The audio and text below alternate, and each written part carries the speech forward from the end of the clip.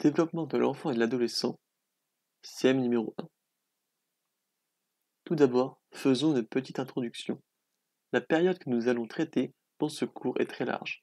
Elle peut donc être divisée en deux sous-périodes. La première est celle de l'enfance, allant de 6 ans jusqu'au début de la puberté, c'est-à-dire la plupart du temps entre 10 et 12 ans. La seconde sous-période concerne celle de l'adolescence qui se déroule pour la plupart du temps des sujets de 12 à 18 ans. Cependant, selon Barlow et Lehal, le concept d'adolescence semble être difficile à définir. En effet, on ne peut pas dire que l'adolescence est une transition entre l'enfance et l'âge adulte, et sans sous-entendre que ces deux autres périodes seraient stables, ce qui n'est évidemment pas le cas. L'adolescence ne peut pas non plus être réduite à une simple période temporelle, par exemple de 12 à 18 ans, tout simplement car des prolongations sont parfois possibles. Tout le monde n'est pas devenu adulte le jour de ses 18 ans. Havighurst décrit quant à lui l'adolescence comme une période où des tâches développementales sont effectuées. On peut parler aussi d'ajustement. Il prend l'exemple de la modification corporelle, de la construction identitaire, ainsi que le développement des compétences sociales et cognitives. Plus simplement, on peut décrire aussi l'adolescence comme une période dans laquelle l'individu cherche à devenir autonome. Maintenant, parlons du développement physique. On a déjà vu en L2 que la croissance était la plus forte durant les 3 premières années de la vie de l'individu. Cette croissance est cependant moins importante entre 3 et 10 ans. De nouveaux pics de croissance sont observés dans une période comprise entre 10 et 18 ans. La puberté est une période qu'il faut bien distinguer de l'adolescence, même si elles peuvent se développer environ au même moment. La puberté dure de 2 à 6 ans et apporte surtout des changements physiques, contrairement à l'adolescence qui serait une évolution psychologique. On peut principalement parler des hormones sexuelles sécrétées par l'hypophyse qui vont permettre une maturation de l'appareil reproducteur, le pic de croissance physique ainsi que l'apparition des caractères sexuels secondaires. Je me rends compte que j'ai vraiment fait plein de fautes de frappe, c'est pas beau à voir. Au cours de la puberté, le pic de croissance va donner en moyenne 8 cm par an à une fille et 9 cm par an à un garçon. Ces pics ne se produisent cependant pas au même moment, avec un pic autour de 12 ans et demi pour les filles et 14 ans et demi pour les garçons. Avant ces pics de croissance, les enfants gagnent environ 5 cm par an, quel que soit le sexe. Les différentes parties du corps ne se développent pas toutes au même moment, ce qui peut créer des disproportionnalités. Par exemple, les bras et les jambes se développent plus avant la puberté, alors que le tronc se développe plus après. La puberté touche en premier les extrémités du corps, c'est-à-dire les mains et les pieds, et peut parfois provoquer des changements de dimension plutôt brutaux. La croissance physique se poursuit jusqu'à la transformation de tout le cartilage aux épiphyses des os. Le tissu adipeux diminue aussi avec la puberté, laissant place à un développement des tissus musculaires. La puberté modifie les organes sexuels pour les rendre opérants. Cela se traduit par l'apparition des premières règles et éjaculations. Pour ce qui est des caractères sexuels secondaires, on observe une augmentation de la pilosité pubienne et axillaire, c'est-à-dire les aisselles.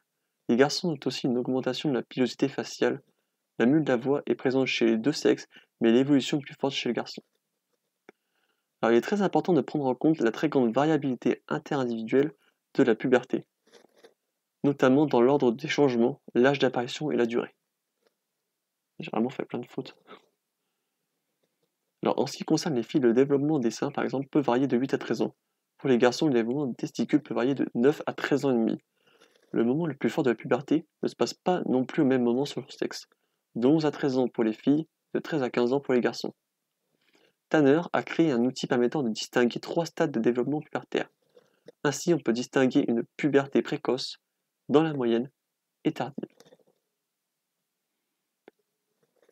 Comme nous l'avons vu au tout début de cette lecture, la puberté peut durer de 2 à 6 ans.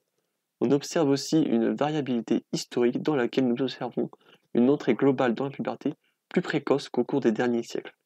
L'explication la plus probable est un facteur environnemental bien connu, l'alimentation.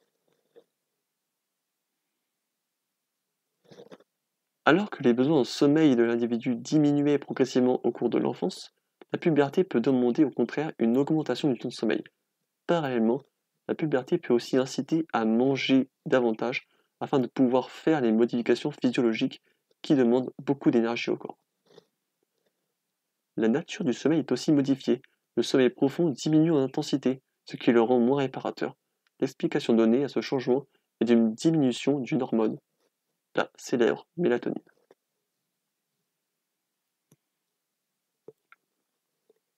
Certes, l'individu a besoin de s'adapter et de s'habituer à son nouveau corps en changement discontinu, mais l'effet psychologique est surtout présent en raison d'un contexte environnemental possédant des attentes.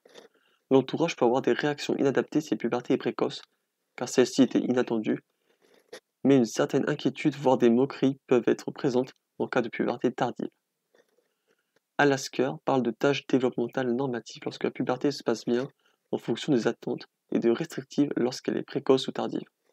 Globalement, une fille avec une puberté précoce risque d'avoir des conduites à risque, surtout sexuelles ou de délinquance. Un garçon avec une puberté tardive a lui des risques d'avoir une faible estime de soi et d'être jugé négativement par ses pairs. On rentre maintenant dans le développement du système nerveux. Grosse faute, c'est pas possible. Le système nerveux continue de se développer jusqu'à l'âge adulte. Bien qu'à 6 ans, le volume du cerveau d'un enfant de 6 ans fasse 95% du volume d'un cerveau adulte, il est cependant encore très immature.